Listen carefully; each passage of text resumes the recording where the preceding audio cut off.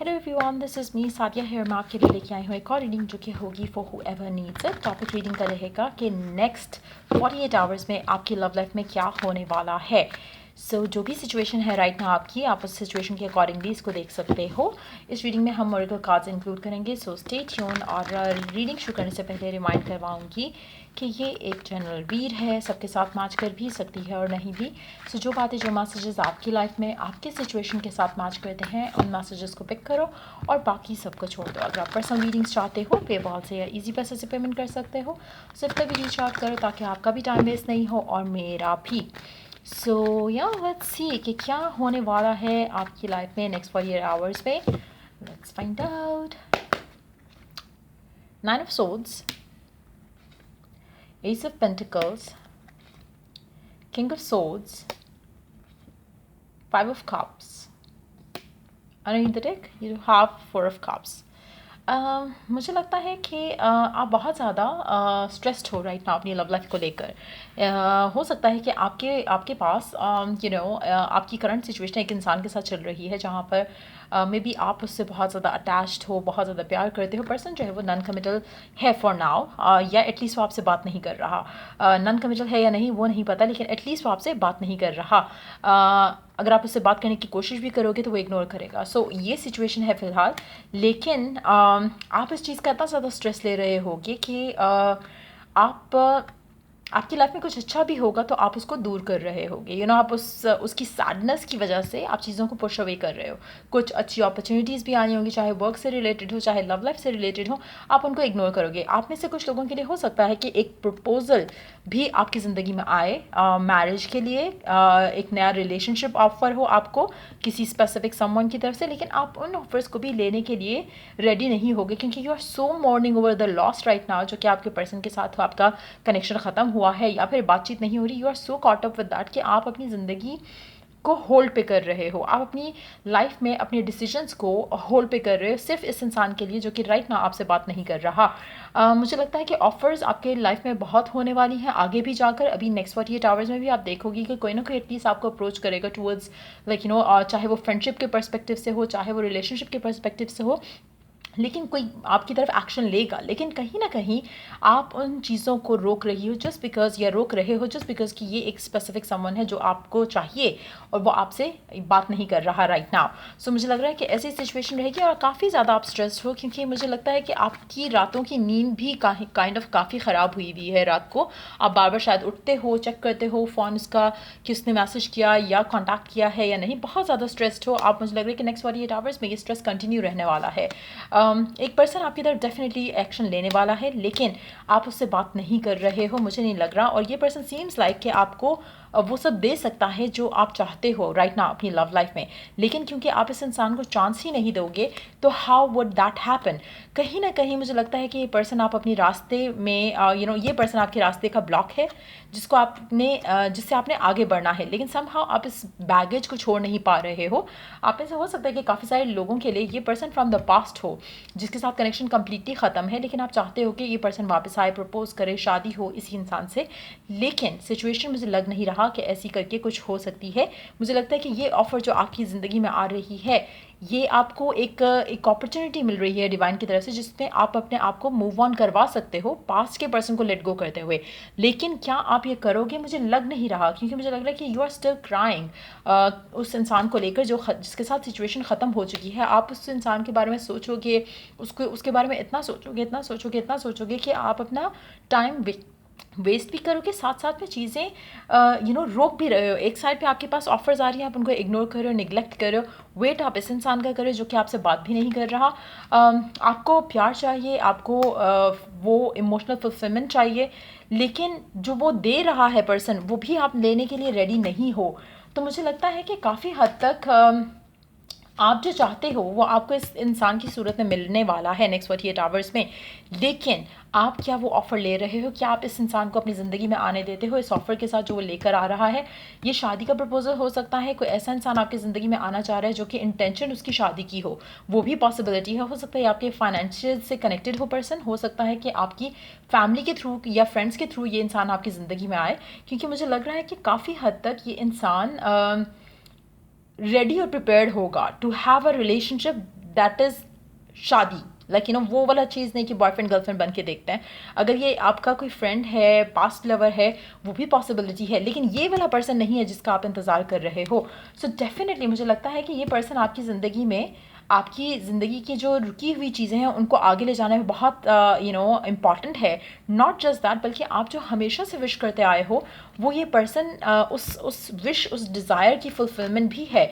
Majority लोगों के लिए मुझे लगता है कि आपकी शादी अल्टीमेटली इस इंसान से होनी है, उस इंसान से नहीं होनी जिसका आप इंतज़ार कर रहे हो या जिसको सोचकर सैड हो रहे हो। वो चीज़ आपको छोड़नी है। वो आपका कार्मिक साइकिल था जिसमें से आपको निकलना है, जिसने आपको बुरा फील कराया, जिससे आपको हील करते हुए आगे बढ़ने की ज़रूरत है।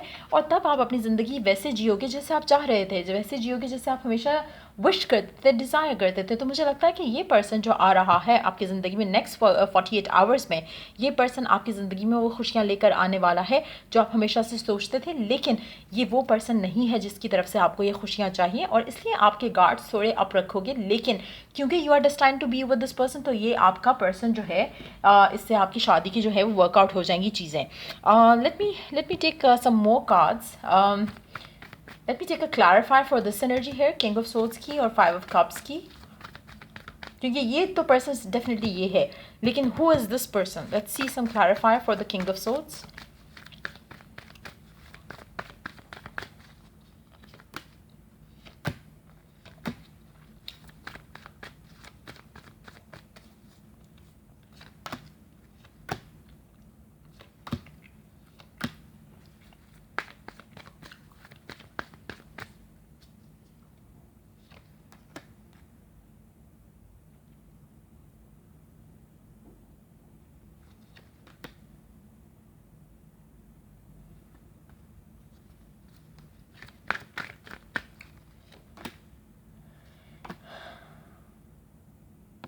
वाओ, आप में से कुछ लोगों के लिए हो सकता है कि यही पर्सन बदल जाए और बदल कर वो सब कुछ आपको द नेक्स्ट 48 आवर्स में।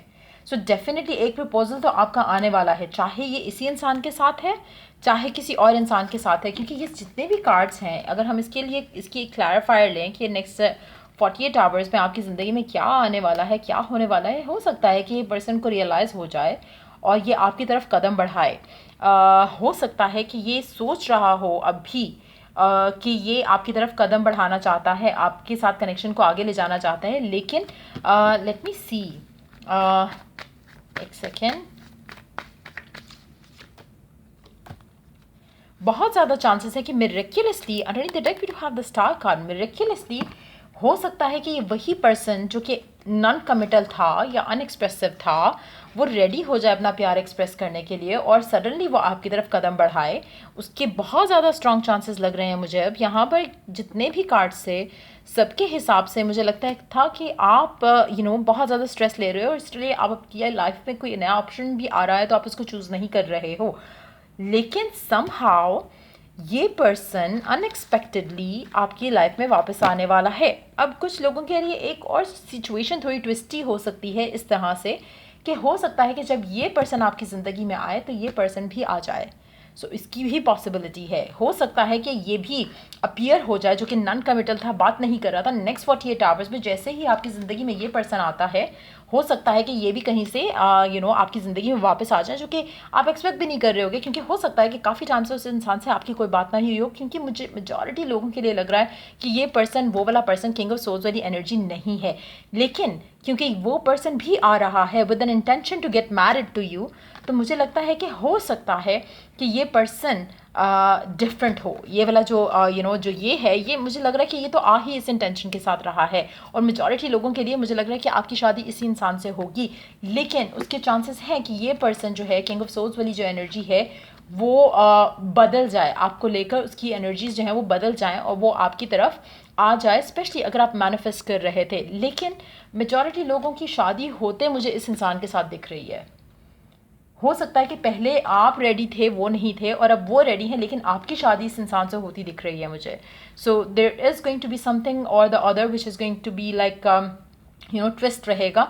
लेकिन अगर ऐसा कुछ भी होता है जहाँ पर आप अपने आपके लिए कोई नया प्रपोजल आता है और आप उससे मूव ऑन कर रहे हो, तो मुझे लगता है कि आपकी शादी इसी इंसान से होगी, नए वाले पर्सन से ही होगी। ये पर्सन आएगा और ये अपना कामिक साइकिल से इसके लिए वो एक ऐसा टेस्ट होगा जहाँ पर उसने जैसे आपको ट्रीट किया तो उसी तरह का उसके साथ एक ट्रीटमेंट रहेगा आपके एंड से।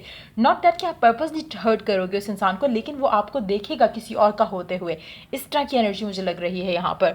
सो ये थी रीडिंग आप लोगों की। इसमें मैंने क्या कहा था कि हम क्या ऐड करेंगे, ओरेकल कार्ड्स ऐड करेंगे। Let's take some oracle cards कि क्या होने वाला है आपके लिए नेक्स्ट 48 आवर्स में आपकी लव लाइफ में। Let's see. Divine order, do what you feel is right. An important lesson is unfolding. So मुझे लगता है कि जो लेसन अनफोल्ड हो रहा है वो आपके पर्सन के लिए हो रहा है। दूसरा, मुझे लगता है कि जो भी हो रहा है इसको ऐसे ही होना था। So somehow you were destined to move on, and आपके मूव ऑन होने के बाद इसको वो रियलाइजेशन होनी थी जो कि होगी। और लेकिन कुछ लोगों के लिए चांसेस हैं कि आपका ये वाला पर्सन जो हमें दिख रहा है जिससे आपकी शादी होगी, हो सकता है वो पास्ट पर्सन ही हो कुछ लोगों के लिए। स्पेशली अगर आप मैनिफेस्ट कर रहे हो इन दैट सिचुएशन, मिरेकलसली आपके पर्सन के अंदर वो शिफ्ट आएगा और देन आपका कनेक्शन जो है उस लेवल पे जाने के चांसेस हैं अगर आप मैनिफेस्ट कर रहे हो। अगर आप ऐसी सिचुएशन में हो that you are ready to move on and ready to you are ready to move on in a way जहाँ पर आप आप पास्ट को लेके हर्ट तो होते हो, वेट तो करते हो कि चीज़ें हो जाएं, लेकिन कहीं ना कहीं एक अंदर से गिव अप कर चुके हो आप इन अ वे जहाँ पर आपको लगता है बहुत वेट कर चुके हो ऑलरेडी। और शायद यू वर ओपन कि अगर आपके फ्रेंड्स आपको कोई प्रपोजल बताते हैं या आपकी फैमिली कोई प्रपोजल बताती है तो आप उस चीज़ को परस्यू करने के लिए रेडी थे। अगर ऐसी सिचुएशन है तो मुझे लगता है कि आप नए वाले के साथ मूव ऑन कर जाओगे। लेकिन अगर आप पास्ट पर्सन में ही स्टक हो और आप नया कोई भी ऑफर देखने के लिए रेडी नहीं हो, मैनिफेस्ट कर रहे हो पास्ट वाले पर्सन को, तो मुझे लगता है कि वही होगा ये पर्सन जिसके साथ आपकी शादी होगी। सो ये थी रीडिंग आप लोगों की। अगर आपको हेल्प किया हो, गाइड किया हो तो लाइक शेयर और सब्सक्राइब जरूर करो। और till I do the next reading आप लोगों के लिए टेक केयर एंड बाय।